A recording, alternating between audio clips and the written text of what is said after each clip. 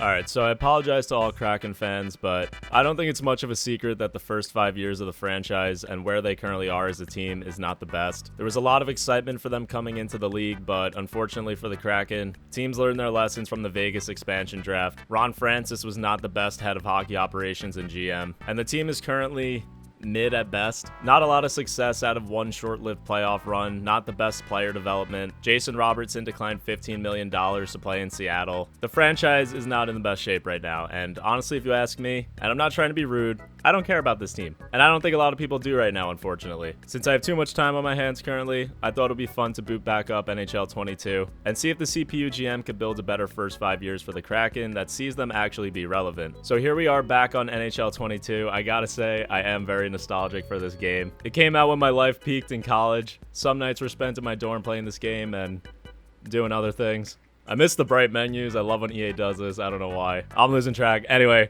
here are the inaugural Seattle Kraken on NHL 22. The CPU currently has the lines as follows. First line, Jaden Schwartz and Jordan Eberle between Yanni Gourde. On the second line, Kel Yarncroc, Jared McCann, and Jonas Donskoy. Third line of Brandon Tanev, Alex Wenberg, and Mason Appleton. And then Ryan Donato, Morgan Geeky, and Nate Bastian on the fourth line. On defense, Captain Mike Giordano on the top pairing with Adam Larson. Alexiak and Hayden Fleury on the second pairing. And Vince Dunn and Jeremy Lazon to round out the bottom. In net, Philip Grubauer fresh off a 6-year contract, and behind him Chris Driedger, who is coming off a surprisingly very good season with the Florida Panthers. This first season I'm not expecting much. I hope they bottom out, to be honest, but you never know. Grubauer might have a good sim. He is an 87 overall. Let's just see what happens. The Seattle Kraken in their inaugural season missed the playoffs by just 1 point. I wanted them to miss the playoffs in hopes of potentially winning the lottery, but the CPU GM had other ideas at the deadline, going all in for playoffs. At the trade deadline, the Kraken traded their first round pick for this season and the next season for Torrey Krug, David Perron, Klim Kostin, and Brandon Saad. The future is already shot. This isn't good. Here are the player stats from year one. Jordan Eberle leading the way with 65 points. Close behind is Jaden Schwartz with 63. Tied Perron, who they got in the trade. With Seattle, Perron had 11 points in 19 games. Back to the full-timers, Yanni Gourde scored 26 goals, which is great for him. Jared McCann, I expected a bit more out of. Team wasn't horrible, just fell a bit short. They even got good goaltending that year, unlike real life. Grubauer posting a 910 and Driedger a 912. Lucky for Seattle, their pick falls nowhere near the lottery. If you're wondering how the rest of the league played out, like real life, the Colorado Avalanche are the 2022 Stanley Cup champions.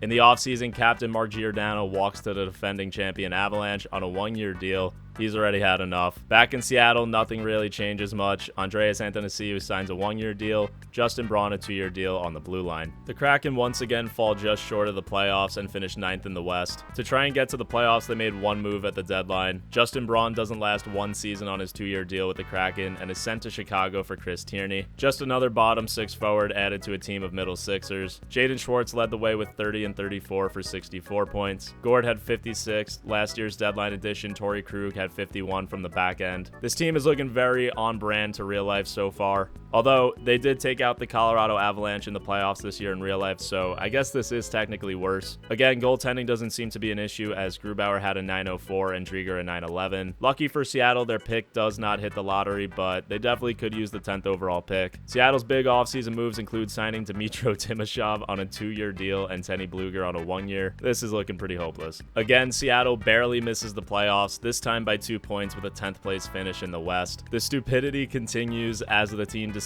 at the deadline to trade Torrey Krug back to St. Louis for Oscar Lindbaum and Damian Moore. If you were wondering who Damian Moore was, so was I. He was the player the Blues selected 10th overall last year with Seattle's pick. You can't make this shit up.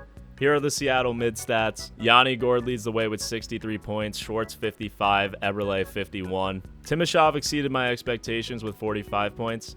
Then again, he was on the first line. Lindbaum, I don't even see on the roster. Grubauer remained consistent, but Driedger fell off a cliff. Finally, Seattle has a first-round pick at 13, and with it, they select 68 overall defensive defenseman Emilio Spezza, who will be of zero help to us in this video. Speaking of zero help, the Kraken get none in the offseason, signing Andreas Janssen, Frank Vetrano, Kevin Shattenkirk, and Nikita Zadorov, who likely don't move the needle at all. Oh, and they also got Jonathan Bernier. With this, Seattle bottoms out in year 4, finishing dead last in the league. For as awful as they were in the standings, the player scoring doesn't seem much changed. Jaden Schwartz with 66 points, Mason Appleton with 56. Yanni Gord fell off big time this year. All the guys they brought in did nothing. Grubauer was solid with a 9-11, and Jonathan Bernier was so disgusted with the season, he already retired, and we can't see how he did. It couldn't have been good though, considering Grubauer only played 44 games and had solid individual stats. The Seattle Kraken survived the lottery and get to select first overall. With the pick, they get Magnus Haglund, an 84 overall center sniper with medium elite potential. Finally, something to actually build around and ignite some hope to the poor fans. The GM makes some decent moves too, finally signing Adrian Kempe to be the 1C ahead of Haglund. They also brought in Kevin LeBanc to join him on the top line. The blue line is still not looking great, but they did add Tony DeAngelo, Ryan Lindgren, and Marcus Nudavara. Goaltending remained the same, and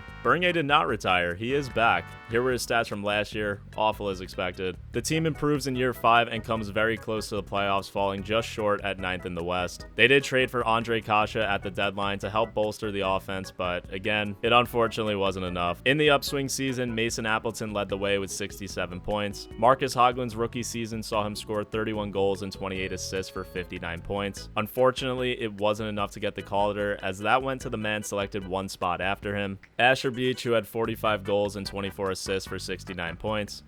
These are his stats. The shooting category is cracked for a power forward. And here are the rest of the Seattle Kraken. Pretty much as expected down the board, although I did expect more from Kempe. Grubauer does have another really good season, this time with a 919, and that brings us to the present day and the end of this video. If I'm being honest, as crazy as it sounds, I think this is better than what we've seen in real life so far. A lot of the same middling seasons stuck in purgatory like real life, but the difference here is them finally bottoming out and getting a legit star to build around. This is it for this one. Thanks for watching. More coming soon.